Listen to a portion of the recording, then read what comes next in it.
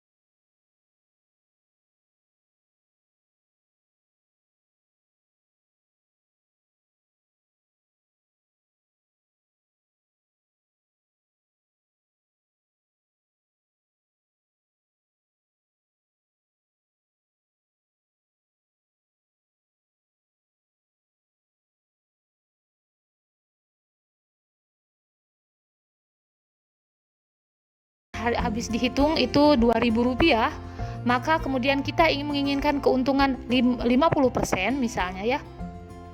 Otomatis kalau Rp2.000 keuntungan yang 50% berarti 1.000. Nah, HJP-nya adalah Rp3.000. Artinya 2.000 ditambah keuntungan berapa persen yang kita inginkan, berarti kan 50% dikali 20.000 itu hasilnya 1.000. Maka 2.000 ditambah 3.000 itu hasilnya menjadi 3.000. Artinya HJP biasanya memang lebih besar angkanya daripada HPP. Fungsinya untuk menentukan juga keuntungan dari yang nantinya dapat kita peroleh, yang ingin kita peroleh. Sehingga ketika kita misalnya, tujuannya apa utama dari perhitungan HPP ini? Ketika misalnya kita sudah mengeluarkan modal sejumlah A, kemudian uang yang kita kembali ke kita ini sekitar tidak lebih dari HPP, otomatis kita belum dapat kelebihan. Nah, kalau misalnya uang yang sudah diperoleh memang sudah lebih dari HPP tadi, berarti memang kita bisa menggunakan uang tadi sebagai keuntungan bagi kita. Jadi jangan sampai uang modal kita gunakan lagi untuk hal-hal yang memang tidak diperlukan. Karena banyaknya para pengusaha mengalami kegagalan itu kadang-kadang uang modal yang dimasukkan ke dalam HPP itu dipergunakan dan merasa itu sebagai keuntungan dari usaha yang telah dijalankan.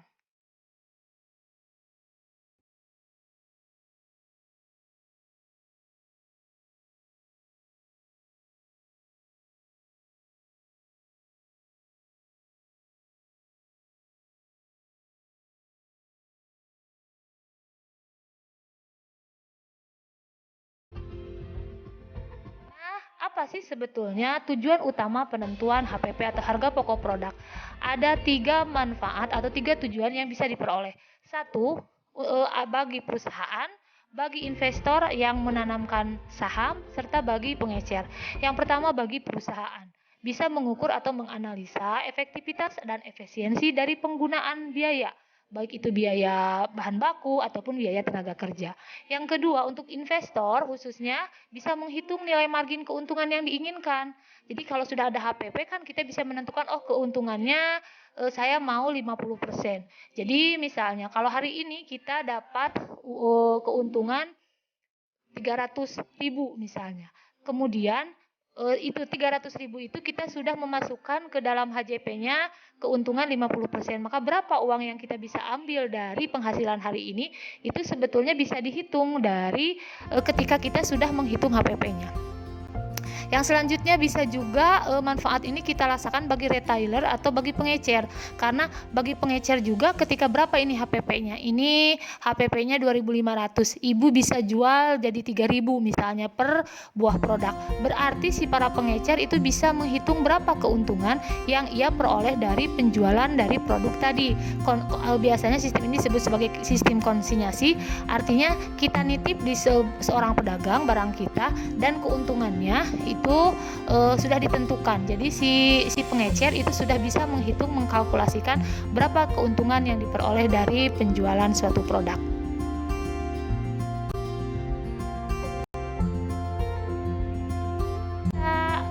Sekarang kita praktek perhitungannya supaya dari apa yang Ibu terangkan tadi itu lebih jelas sehingga bisa kita aplikasikan dalam perhitungan. Misalnya ada contoh soal seperti ini.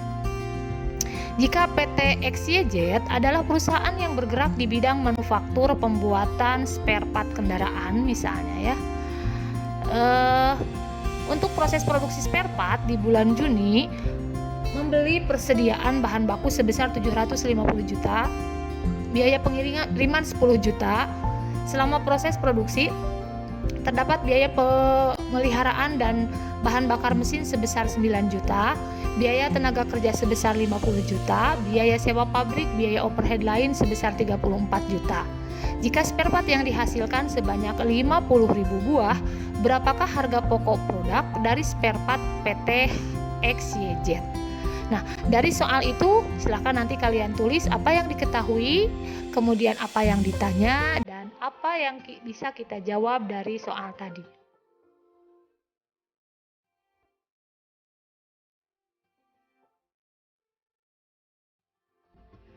Yang pertama yang kita ketahui adalah biaya bahan baku tadi kalau tidak salah disebutkan 750 juta.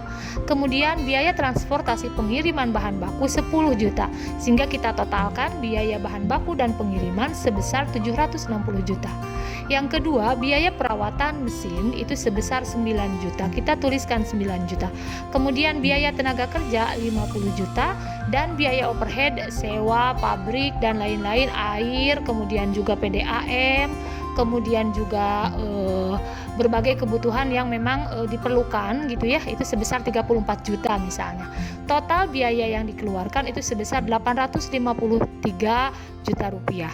Sehingga kita bisa menghitung HPP dari per unit itu adalah gimana cara jika dihasilkan spare partnya 50.000 buah, maka kita bagi saja 853 juta dibagi 50.000 buah spare part yang dihasilkan, sehingga HPP per unit itu 17.060 rupiah per spare part.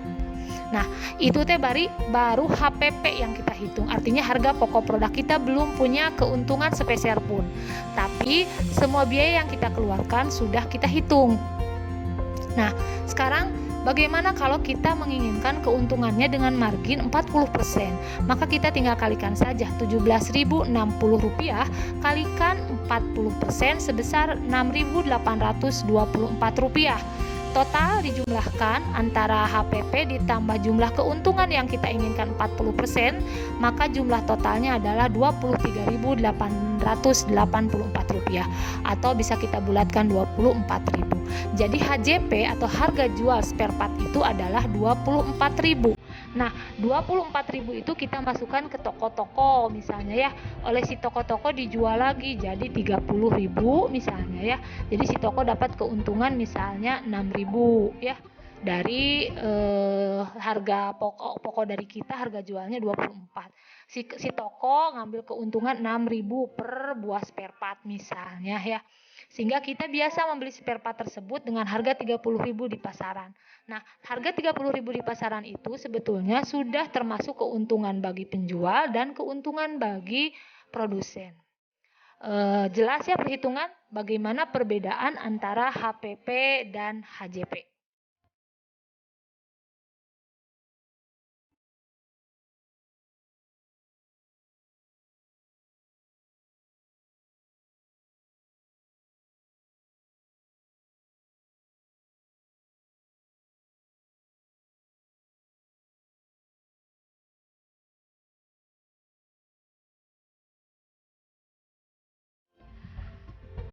Silahkan bagi mereka yang sudah memilih tantangan untuk dilaksanakan di rumah, bisa memilih ice breaking yang ingin kalian laksanakan.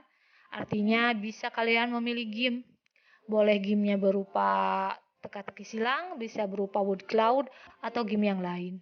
Silahkan, bebas kalian memilih. Setelah beres, kalian isi refleksi untuk mengetahui sejauh mana pembelajaran kita kali ini.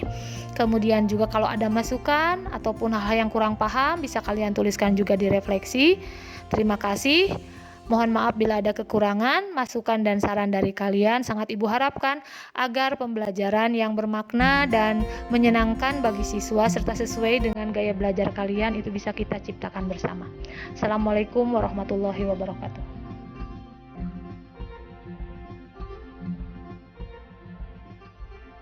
Untuk kalian yang memiliki gaya belajar audio, pilih tantangan nomor 1. Kalian akan menjelaskan HPP yang kalian buat untuk produk tertentu dan kirimkan ke Ibu di record saja seperti di WA. Diterangkan misalnya, saya berencana untuk membuat bisnis A. Harga bahan baku yang dibutuhkan Bu segini. Baru kemudian recordan tadi dikirimkan ke Ibu. Kemudian yang mereka yang memilih tantangan 2, yang gaya belajar mereka audio visual, artinya yang bisa dilihat dan bisa didengar, coba bikin video. Kalian memvideo diri kalian sendiri ketika menuliskan atau mengungkapkan perhitungan HPP untuk rencana bisnis kalian dalam perhitungan pengawetan bahan nabati. Mulai dari penentuan harga bahan baku sampai berapa harga HPP dan HJP-nya. Kemudian untuk pilihan 3 bagi mereka yang memiliki gaya belajar kinestetik, maka dokumentasinya selain bukti perhitungan yang kalian tulis, dikirimkan fotonya ke Ibu, juga foto kalian ketika misalnya ingin mengetahui berapa harga bahan baku yang ingin kita buat, kemudian kita beli ke pasar, kita bisa dokumentasikan ketika kita membeli bahan baku tersebut di pasar. Kemudian ketika menghitung berapa tenaga kerja, kalian juga mencoba menanyakannya berapa biasanya gaji yang diberikan bagi mereka yang membantu proses pembuatan ini per harinya. Jadi kalian turun langsung melaksanakannya sehingga dapat pengalaman yang lebih bermakna dan pembelajaran bisa lebih menarik. Silahkan disesuaikan saja tantangan yang dianggap oleh kalian paling menyenangkan.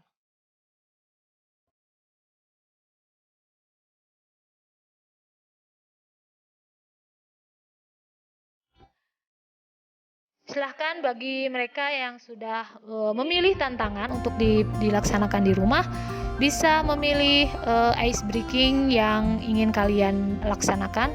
Artinya bisa kalian memilih game. Boleh gamenya berupa teka-teki silang, bisa berupa wood cloud, atau game yang lain. Silahkan, bebas kalian memilih. Setelah beres, kalian isi refleksi untuk mengetahui sejauh mana pembelajaran kita kali ini. Kemudian juga kalau ada masukan ataupun hal-hal yang kurang paham, bisa kalian tuliskan juga di refleksi. Terima kasih. Mohon maaf bila ada kekurangan, masukan dan saran dari kalian. Sangat Ibu harapkan agar pembelajaran yang bermakna dan menyenangkan bagi siswa serta sesuai dengan gaya belajar kalian itu bisa kita ciptakan bersama. Assalamualaikum warahmatullahi wabarakatuh.